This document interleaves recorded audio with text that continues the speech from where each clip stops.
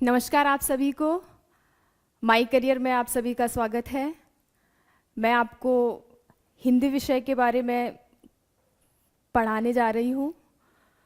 तो सबसे पहले तो हिंदी जो हमारी भाषा है, हमें सबसे पहले ये समझना है कि हिंदी जो है उसे हमें भाषा के रूप में समझना है, ना कि विषय के रूप में। किसके रूप में समझना है हमें? भाषा के रूप में। तो सबसे पहले हम, क्योंकि हमारा भाषा शब्द आ रहा है, तो सबसे पहले हम भाषा को देखेंगे। तो पहले तो मैं आपको ये बता दूं कि भाषा जो शब्द है वो कहाँ से लिया गया और कैसे हम इसको प्रोनाउंस करते हैं। तो भाषा, उच्चारण इसका कैसे होता है? तो भाषा जो शब्द है वो भाष धातु, संस्कृत की भाष धातु से भाषा बना है। और ये जो भाषा है इसका मतलब है वाणी को व्यक्त करना, वाणी को व्यक्त करना। और इसी से ही हमारा भाषण भी बना हुआ है। यानी कि भाषा जो है, भाषा संस्कृत धातु का भाष धातु से बना है। और भाष का क्या मतलब होता है? वाणी को व्यक्त करना। तो भाषा का मतलब आप समझ गए होंगे, यहीं से हमारा भाषण भी बना हुआ है। आपने कई बार देखा होगा या सुना होगा कि हम बड़े बड़े हमारे जो राजनीतिज्ञ हैं वो भाषण देते हैं, तो वो भाषण जो है वो भी यहीं से लिया गया है। तो भाषा का क्या मतलब हो गया? वाणी को व्यक्त करना। अब हम देखते हैं कि भाषा के कितने भेद होते हैं। तो भाषा के जो भेद है, भाषा के भेद, भाषा के सामान्यतः 3 भेद होते हैं। पहला भेद होता है हमारा ध्वनि, दूसरा भेद होता है हमारा वाक्य, और तीसरा भेद होता है हमारा, दूसरा शब्द होगा और तीसरा हो जाएगा वाक्य। क्रम से चलेंगे हम, यानी कि पहले ध्वनि होगा, फिर शब्द होगा और फिर वाक्य होगा। तो ध्वनि से हम क्या समझेंगे? जैसे हम कोई भी आ उ इस टाइप की कोई भी ध्वनि होती है, तो सबसे पहले जो भाषा की जो इकाई भी माना गया है वो क्या है? ध्वनि है। भाषा की इकाई क्या माना गया है? ध्वनि होती है। तो ध्वनि के बाद हमारा दूसरा, जो क्रम से चलेंगे हम 1 बाय 1, ध्वनि के बाद हमारा क्या हो जाएगा? शब्द, और शब्द के बाद वाक्य। अब हमारा जो, इसके बाद हम क्या देखेंगे कि कोई भी जब हम बोलते हैं, भाषा का मतलब क्या होता है। तो भाषा को हम कैसे यूज़ करते हैं, कैसा इसका उपयोग करते हैं। तो भाषा का उपयोग हमारा बेसिकली क्या होता है? हम लोग अपने विचारों को व्यक्त करते हैं। हमारी जो भाव और भावनाएं होती है उसको हम किसके माध्यम से व्यक्त करते हैं? भाषा के माध्यम से व्यक्त करते हैं। और ये हमारा भाषा क्या होती है? हमारा संचार का एक माध्यम होता है। यानी कि हमें किसी को अपनी बात समझानी है तो हम उसे कैसे समझाएंगे? तो हम वो किसके द्वारा समझाते हैं? भाषा के माध्यम से ही समझाते हैं। तो इसीलिए मैंने सोचा कि मैं आपको सबसे पहले मैं भाषा का मतलब समझाती हूँ कि भाषा होती क्या है। भाषा एक ऐसी चीज़ है जो आपका व्यक्तित्व, यानी कि मैं आपसे जो कैसे संवाद कर रही हूँ, ये मेरी एक भाषा है।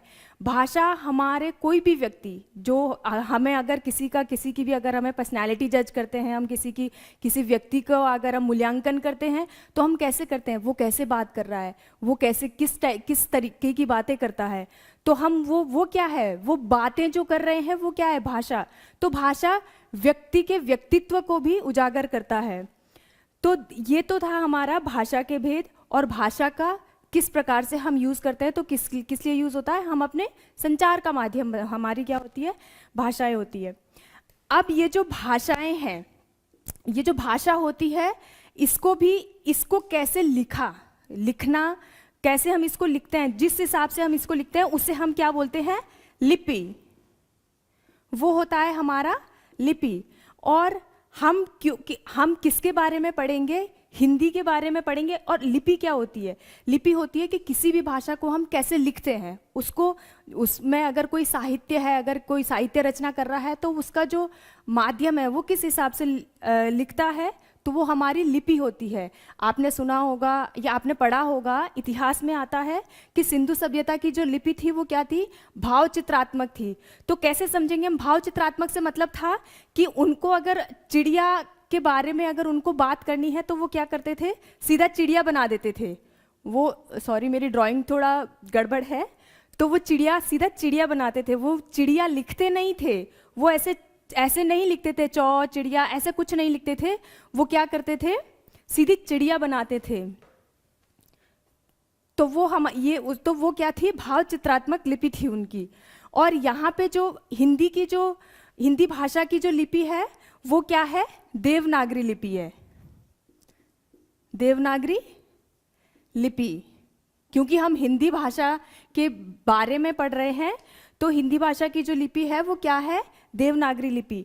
और देवनागरी लिपि का विकास किससे हुआ है, तो वो ब्राह्मी लिपि से हुआ है। ये बात आपको ध्यान रखनी है, ये बहुत बार क्वेश्चन आता है कि जो देवनागरी लिपि है उसका विकास कहाँ से हुआ है, तो ब्राह्मी लिपि से हुआ है। क्वेश्चन हमेशा पूछा जाता है कि हिंदी भाषा की जो लिपि है वो क्या है, देवनागरी लिपि है। और जो इसका विकास, देवनागरी लिपि का जो विकास हुआ है वो कहाँ से हुआ है, तो वो ब्राह्मी लिपि से हुआ है। अब अगला जो हमारे पास अगला हम देखेंगे हिंदी भाषा का विकास। तो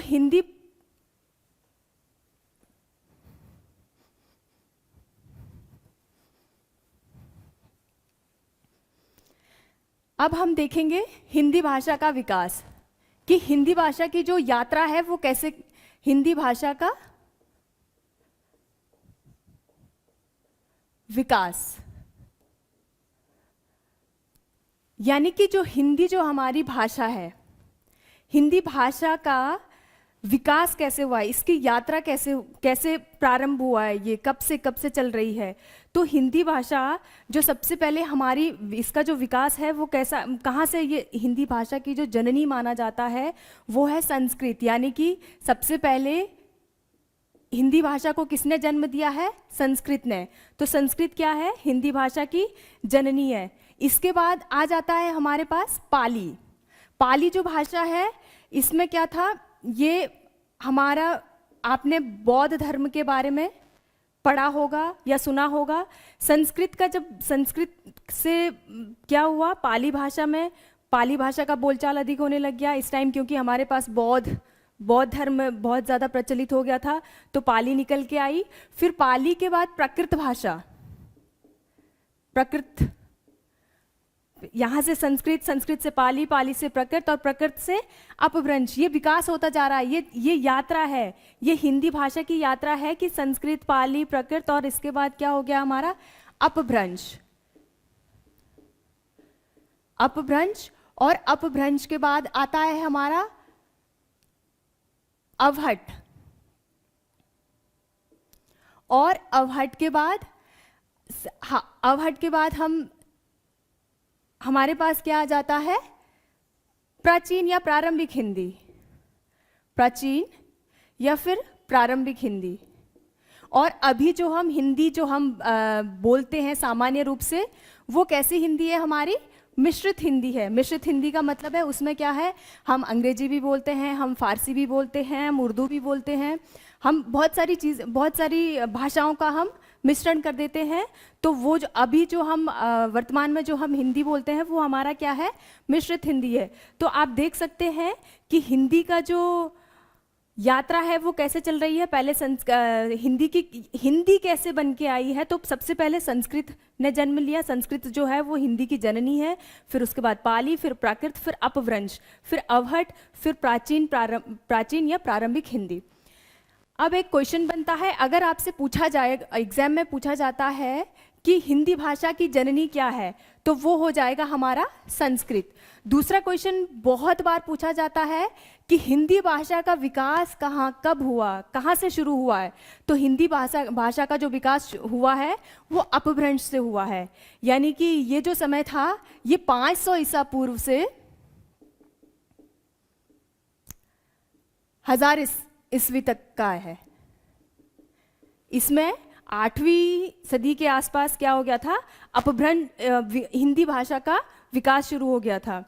तो आप ये देख सकते हो कि क्वेश्चन जब भी आएगा कि हिंदी भाषा का विकास कब हुआ, कहाँ से माना जाता है, तो अपभ्रंश से। यानी अपभ्रंश से, जब अपभ्रंश का समय जब था तो इस समय क्या हो गया था, टूटी फूटी हिंदी लोगों ने बोलना शुरू कर दिया था।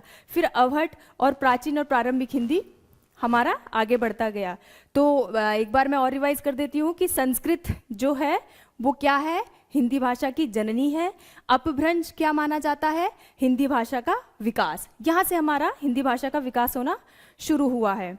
इसके बाद भाषा के बाद हमारे पास एक और शब्द आता है, वो है उपभाषा।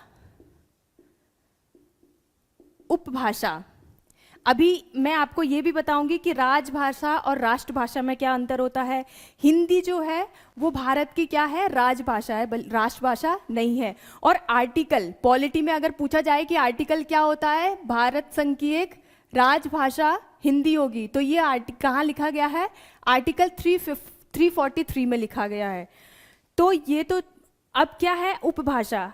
राजभाषा और राष्ट्रभाषा मैं आपको बाद में बताऊंगी, पहले उपभाषा समझ लेते हैं। उपभाषा क्या होता है, उपभाषा जो होती है, एक उपभाषा और एक होता है बोली। इसमें भी हमें अंतर समझना है। उपभाषा जो होता है वो क्या होती है कि एक किसी क्षेत्र की भाषा होती है। जब ये उपभाषाओं की हम अगर बात करें तो ये किसी क्षेत्र, पर्टिकुलर छोटा सा, यानी कि हम किसी राज्य की कोई उपभाषा होती है। यानी कि हम अगर बात करें, और उसे उपभाषा हम कैसे मानते हैं, जब उस भाषा में साहित्यिक रचनाएं होना शुरू होती है। साहित्यिक रचनाएं जब होती है तो क्या, तो उस भाषा को हम क्या बोलते हैं, उपभाषा। उस राज्य की उपभाषा या उस देश की उपभाषा बोलते हैं उसको।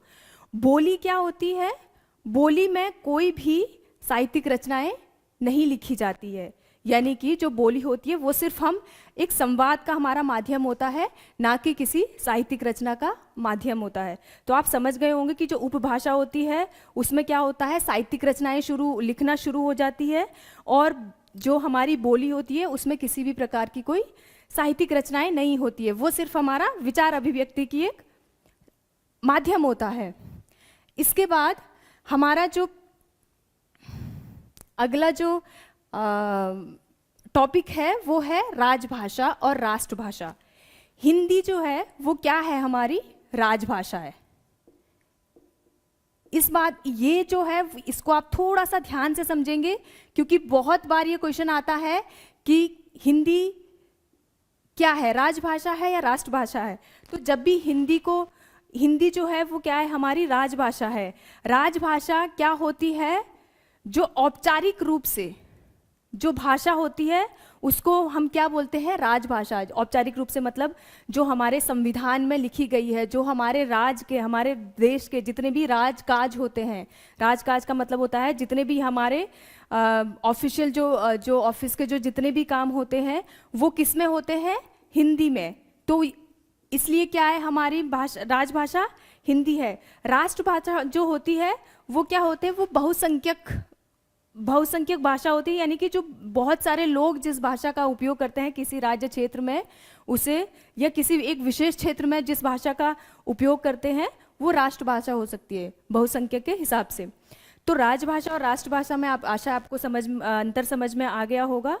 जो राजभाषा होती है वो भावनात्मक तौर से, अगर हम कहें कि अगर इसमें हमारा कोई भावनात्मक लगाव होता है तो ऐसा ज़रूरी नहीं है, लेकिन जो हमारी राष्ट्रभाषा होती है उसमें हमारा भावनात्मक लगाव होता है।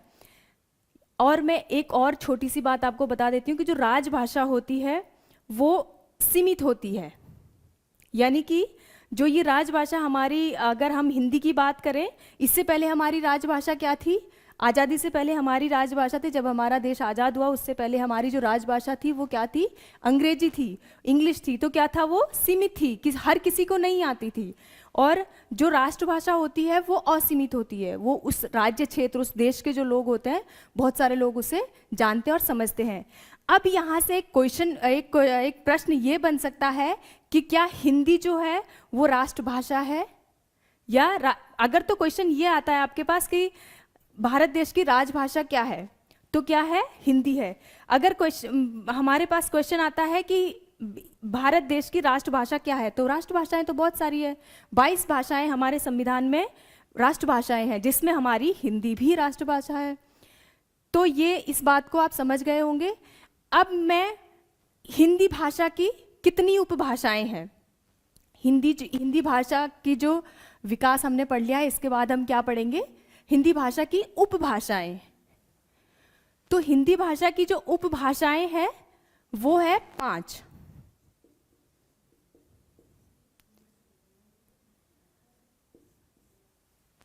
पहली, इसको थोड़ा सा सीरियल मतलब सीक्वेंस से क्रमशः लेंगे। पहले हम लिखेंगे पूर्वी और पश्चिमी, और इसके बाद हम लिखेंगे पूर्वी हो गया, पश्चिमी हो गया, फिर इसके बाद लिखेंगे पहाड़ी और बिहारी, और लास्ट हो गया राजस्थानी। यानी कि पूर्वी हिंदी, ये हमारी उपभाषाएं हैं। कितनी है हमारे देश की जो उपभाषाएं हैं, हिंदी की जो उपभाषाएं वो कितनी है? 5 है। पूर्वी हिंदी, पश्चिमी हिंदी, एक आ गया हमारा पहाड़ी हिंदी, और फिर हमारा बिहारी हिंदी और राजस्थानी हिंदी। अब आप इसमें देखेंगे कि ये इसमें कौन कौन सी ऐसी उपभाषाएं हैं, कौन कौन सी इसमें आती है उपबोलियां नहीं, सॉरी, बोलियां कौन कौन सी आती है। ये तो है हमारी उपभाषाएं। अब इसमें कौन कौन सी आती है? पूर्वी हिंदी में जो हमारी बोली आती है वो है अवधी, बघेली और छत्तीसगढ़ी। ये है हमारा पूर्वी हिंदी।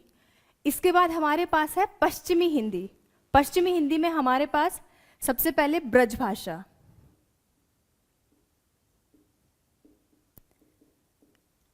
इसके बाद हमारे पास आता है खड़ी बोली। पश्चिमी हिंदी का जो क्षेत्र है वो थोड़ा बड़ा है, तो ब्रजभाषा हो गया, खड़ी बोली हो गया, कन्नौजी हो गया, कन्नौजी भी इसी में ही आता है, बांगरू भी इसी में ही आता है, सॉरी बांगरू, और इसके अलावा ब्रजभाषा हो गया, खड़ी बोली हो गया, कन्नौजी हो गया, बांगरू हो गया, और बुंदेली भी इसी में ही,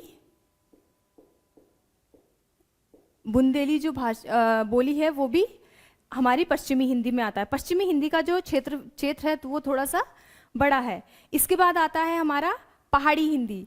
पहाड़ी हिंदी में, ये पहाड़ी हिंदी जो है ये कहाँ, अगर हम थोड़ा सा सोचे कि ये पहाड़ी हिंदी कहाँ बोली जाती होगी, तो जो पहाड़ के जो क्षेत्र है उनमें ये क्या बोली जाती है? पहाड़ी हिंदी।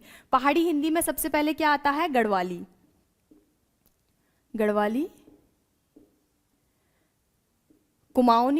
कुमाऊनी हमारा पहाड़ी हिंदी में आएगा, और कुल्लुई वाला जो एरिया है वो आपका पड़ जाएगा कुल्लू मनाली साइड, यानी कि हिमाचल प्रदेश में। तो ये पहाड़ी हिंदी हो जाएगा हमारा गढ़वाली, कुमाऊनी और कुल्लुई। ध्यान से देखेंगे पूर्वी हिंदी में क्या क्या हो गया? अवधी, बघेली, छत्तीसगढ़ी, और पश्चिमी हिंदी में ब्रजभाषा, खड़ी बोली, कन्नौजी, बांगरू और बुंदेली। पहाड़ी हिंदी में गढ़वाली, कुमाऊनी और कुल्लुई। बिहारी हिंदी में आता है, बिहारी हिंदी में हमारे पास होगा मगही,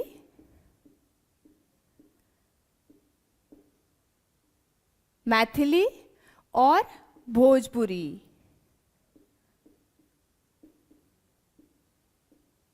और जैसे कि यहाँ पे क्योंकि लिखा हुआ है कौन कौन से क्षेत्र में कौन क्या क्या है, तो पूर्वी हिंदी पूर्व की तरफ बोली जाती है। पूर्वी हिंदी में क्या क्या है? अवधी हो गया, बघेली हो गया, छत्तीसगढ़ी हो गया। पश्चिम की तरफ पश्चिमी हिंदी हो जाएगा, ब्रजभाषा हो गई, खड़ी बोली हो गई, कन्नौजी, बांगरू और बुंदेली हो जाएगा। पहाड़ी हिंदी में पहाड़ के साइड में जो बोली जाती है, पहाड़ी एरिया में जो बोली जाती है वो क्या है? गढ़वाली, कुमाऊनी और कुल्लुई। अगला हमारा है बिहारी हिंदी। तो बिहारी हिंदी में मगही, मैथिली और भोजपुरी। अब हमारा राजस्थानी आ जाएगा। राजस्थानी हिंदी में हमारा क्या आ जाएगा? मारवाड़ी, मेवाती, जयपुरी और मालवी। ये हमारा राजस्थानी हिंदी में आ जाएगा। एक बार मैं आपको दोबारा से रिवाइज करा देती हूँ। पूर्वी हिंदी में अवधी, बघेली, छत्तीसगढ़ी ध्यान देंगे, और पश्चिमी हिंदी में ब्रज भाषा, खड़ी बोली, कन्नौजी, बांगरू और बुंदेली। पहाड़ी हिंदी में हमारा आएगा गढ़वाली, कुमाऊनी, कुल्लुई, और बिहारी हिंदी में आएगा मगही, मैथिली, भोजपुरी, और राजस्थानी हिंदी में आएगा मारवाड़ी, मेवाती, जयपुरी और मालवी। तो ये थी हमारी हिंदी भाषा की उपभाषाएं। कितनी है? 5 है। अब इसमें से प्रश्न पूछे जाते हैं। हमारे जो पेपर होते हैं एग्जाम में, किस तरीके के प्रश्न आते हैं कि ब्रज भाषा कौन सी हिंदी है, कौन से क्षेत्र में बोली जाती है? तो कौन सी हिंदी है ये? पश्चिमी हिंदी में। गढ़वाली, कुमाऊं, इसी टाइप के आपको बहुत सारे क्वेश्चन, यानी कि ये इतने सारे, कोई भी एक बोली पूछ लेंगे आपसे कि बघेली, छत्तीसगढ़ी, ये कौन सी कहाँ की उपभाषा है? तो पूर्वी हिंदी, पश्चिमी हिंदी, कौन सी उपभाषा की उपभाषा की बोली है? तो क्या बोलोगे आप? अवधि किसकी है? पूर्वी हिंदी की, पूर्वी हिंदी उपभाषा की है। तो ऐसे ही हमारे पास बहुत सारे क्वेश्चन आते रहेंगे। तो आशा है आप सभी को समझ में आया होगा, और अगर आपको ये मेरी वीडियो समझ में आई है, पढ़ाने का तरीका समझ में आया है, तो प्लीज़ इसे शेयर करें, लाइक करें और सब्सक्राइब करें। धन्यवाद।